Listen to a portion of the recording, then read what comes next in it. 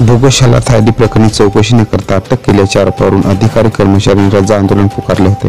शिक्षण मंत्री दादा भुसे यांच्याशी सकारात्मक चर्चा झाल्याने आंदोलनास स्थगिती दिली आहे।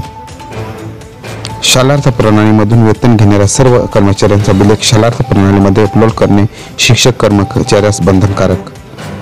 महाराष्ट्र शासनाच्या उच्च तंत्र शिक्षण विभागातील गट अ पद भरतीची केवळ 2 दिवस आधी परीक्षेचे नोटिफिकेशन काढून उमेदवारांना धावपळ केली आहे।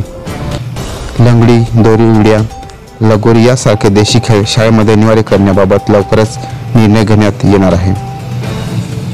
पुढील वर्षापासून MBBSचे शिक्षण हे मराठीतून, परीक्षा मराठीतून देता येणार असे विद्यापीठाने स्पष्ट केले।